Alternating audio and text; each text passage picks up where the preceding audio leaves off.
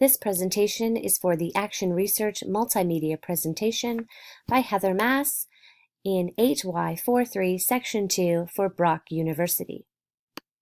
Problem statement. Assessment is a huge part of the teaching profession. Assessment practices, like our teaching practices, have evolved and changed as we as a society have changed and evolved. Assessment is a way in which teachers track student understanding and growth. It should be used to inform future lessons, inform student understanding of the current lesson, and also used as the tool by which we inform student understanding in formal reporting, report cards. Assessment, therefore, is an important area for teachers to continue to grow and adapt in. Assessment, however, is an area where there is little professional development or education. The problem then is, how do we improve our assessment strategies to fully capture student knowledge and understanding? Statement of the research problem. Assessment should be taking place in various ways throughout the instructional day. If it is something teachers are doing consistently, then teachers should be the ones with the most knowledge about it. Assessment is used as a way to inform future lessons, inform the current lesson, and as a means of obtaining data for formal report cards. There are also assessment tools for tracking this data. There are a variety of tools and methods that teachers use to assess student understanding. Checklists, rubrics, conversations, products, tests, presentations, projects, and more.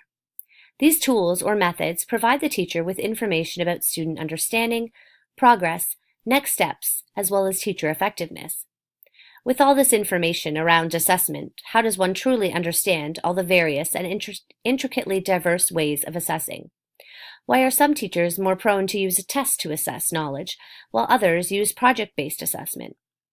Using a project to assess knowledge allows for the student to display the application of their knowledge in a unique and meaningful way for them. As a future teacher, I can see myself using project-based learning and assessment. However, there may be times where a test is necessary, or the preferred method. My question is, how does one create a test that is fair? Do teachers question whether there is a better assessment tool, or whether the test, project, or presentation is the best way for students to show their learning? Do teachers consider and reflect on their assessment practice? Research questions. I would like to narrow down my research to the area of assessment in the form of test taking. Although not all assessments should be taken in the form of a test, there are times when it is necessary. My research questions then are, how can I ensure creating a valid test will provide me with a true display of student learning and understanding of the content taught? What makes a test fair? How do I determine the reliability of a test? What should never be included in a test? And when should a test be used over another form of assessment? Definitions of central and relevant terms. Assessment for learning. This enables teachers to use information about students' prior knowledge, understanding, and skills to inform instruction, also known as diagnostic assessment.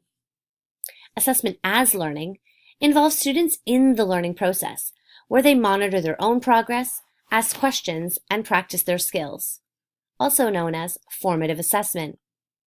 Assessment of learning assists teachers to use evidence of student learning to assess student learning against learning goals and standards, also known as summative assessment. A validity of a test refers to whether or not the test measures what it claims to measure. Reliability of test.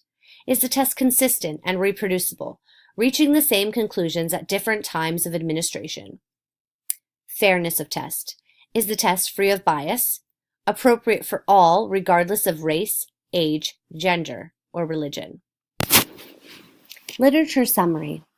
Assessment is an area with a plethora of research and knowledge. It is an area that teachers and educators are constantly trying to improve in order to better support their students' learning. In looking for literature around the topic of test writing and best practices, it became apparent that although important, it may not be an area of study that receives a lot of attention. As assessment moves away from formal written tests to new and improved ways of assessment, often found in ways of projects, presentations, or reports, multimodal presentation, it appears on paper that the formal test is being done away with. In my practice teaching, however, it is evident that formal tests are being used and frequently. Standard tests are given out by the province in grades 3, 6, and 9, while grade 10 students are also required to pass a literacy test in order to obtain an Ontario diploma. There are culminating exams in high school and various tests given in elementary grades. So although my research question was lacking in the area of journal articles, I believe it is still one of importance. Turner acknowledged that good assessment generates data about what students know and are able to do, rather than merely identifying their weaknesses. Turner also identified that as teachers, it's our job to decide what specific knowledge, skills, disposition, and tasks warrant assessment, and then identify which tool to use to accomplish that goal. These may include forced-choiced items, like multiple choice, matching, true and false, and fill in the blank, or essays, short answers, oral reports, teacher observations, student self-assessment, and performance tests. The need to not only create assessment of value, but that could also double as learning was an area that John and his colleagues focused on in their research. This work looked at take-home exams and short answer tests as a means of doing this. This interested me because I firmly believe that assessment can help me see where a student is in the learning and how much they are grasping, so to use assessment as another learning opportunity makes sense. Brendifer et al. Took a very direct approach to assessment by focusing particularly in one subject area. The goal of assessment was to look beyond merely correct and incorrect responses, and instead learn how to discern the severity of the error and what causes the incorrect response. This seems to be a common testing error with math. Answers are seen as either incorrect or correct, and the challenge of figuring out where the error went wrong seems secondary.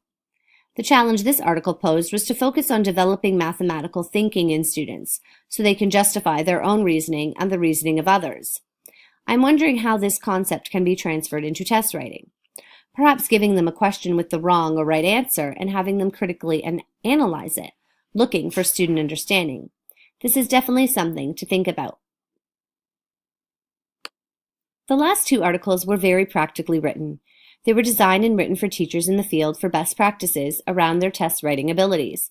There were notes about design, format, language, answer choices, level of thinking, and instructions given. The Werner article went on further and broke it down into multiple choice, fill in the blanks, and true and false.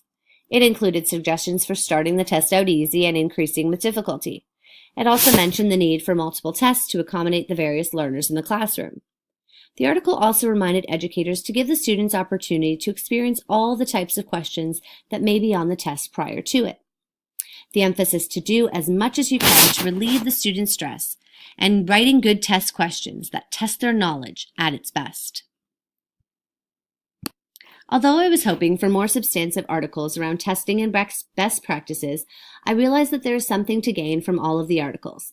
How can I improve or refine my test writing skills that will provide me with a true display of student understanding of the content taught has definitely been addressed in various ways. Areas that may need more discovery and gaps that I have noticed are the questions around what should never be included on a test and when should a test be used or not used. After completing this research, it has become clear to me that this is a subject important and relevant to the teaching profession.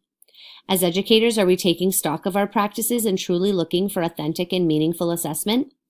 I believe that the more you are open to learning about assessment, the more you will open up to new learning and best practices. As I move forward, I will continue to investigate the gaps I have observed and seek out and collect additional resources that will be helpful for assessment as a future teacher. My research action plan. The data sources for my research action plan include both quantitative and qualitative research methods, allowing me to examine the outcomes and processes behind generating a test. My first data source includes example assessment questions on the EQAO test in the number sense and numeration strand of mathematics. I want to particularly look at the EQAO because it's a standardized test that is administered to all students in Ontario in grades 3, 6, and 9. The EQAO assessment took over 3 years to develop, ensuring its validity and reliability. I think comparing this assessment with teacher-generated assessments in the same subject of number sense and numeration would be a good comparison of testing. And so my second data source will be collecting the math assessments in number sense and numeration from various grade 3 classrooms across the Hamilton's Wentworth District School Board. I'm not particularly looking for student answers. I'm looking just for the tests that were given. This is very simple for me as I don't need to get any ethical considerations because I'm not looking at student work, but teacher tests. The last source of data that I will be collecting is a grade 3 teacher survey. I will be giving this out at the beginning of the research plan and at the very end. I'm looking for questions around what makes a test fair, how do I know if a test is reliable, how do you decide what to put on a test, how do you know if your test has covered the learning goal, and other questions along these lines will be decided and developed for the teacher survey. The triangulation, validity, and reliability of my research action plan. The triangulation of data includes both records, the EQAO assessment questions collected at the beginning of the research process, artifacts, the grade 3 math assessments collected at the end of every unit in number, sense, and numeration by the teachers, and a survey, which is a teacher survey given twice over the research period. To ensure reliability, the EQAO assessment questions and grade 3 math assessment will provide me with assessments similar in nature. It will allow me to compare and contrast the questions on each, looking for similarities and differences. Using actual records, which is the EQAO assessment, and artifacts, the grade 3 tests, will provide me with much needed reliability and consistency needed for this research topic. The validity comes in the way of EQAO assessment along with the grade 3 assessments. This will provide the research with credibility and believability. Acquiring teacher surveys around the topic of generating tests will give me insight into the thought processes that go into designing a valid and reliable test. The participants and setting. EQAO assessment questions will be downloaded from the EQAO website. There are various resource packages organized by mathematical strand. I will be collecting and focusing my research on the number sense and numeration strand for grade 3 students. Teachers will also be involved in the research as participants in survey questions and as a source of grade 3 math assessments in number sense and numeration. The data will be collected from 5 schools in the Hamilton Wentworth District School Board. Ethical considerations. To maintain confidentiality, all teachers and schools will remain anonymous in any published findings. They will be referred to as a sample of grade 3 teachers and as a sample of schools from the Hamilton Wentworth District School Board. Permission will be acquired from HWDSB to carry out this action research study. EQAO assessments, questions, and tests are readily available to anyone online, so there are no ethical considerations, privacy, or confidentiality considerations to consider. My timeline. EQAO assessment questions will be collected at the beginning of this research project in September. The grade 3 math assessments will be collected whenever a new unit is completed and an assessment has been administered from the months of September to April. And the teacher surveys will be completed twice, in the beginning of this research project and at the very end in April. Designing this action research study will help me support my knowledge of teaching by giving me insight into the methodologies and pedagogy of generating good assessment tools. It will allow me to understand not just the execution of lessons and curriculum, but also the intricacies of assessing that knowledge, ensuring that students' results are valid and reliable. The annotated bibliography for this research project is based around a variety of articles, several scholarly articles, as well as practical articles for teachers in the field. The first one is Creating an Assessment-Centered Classroom, 5 Essential Assessment Strategies to Support Middle Grade Students' Learning and Achievement. Creating Learner-Centered Assessment Strategies for Promoting Greater Student Retention and Class Participation. Assessing Student Understanding, a Framework for Testing and Teaching. 10 Best Practices for Creating Tests. And lastly, 12 Teacher Tips for Writing Good Test Questions.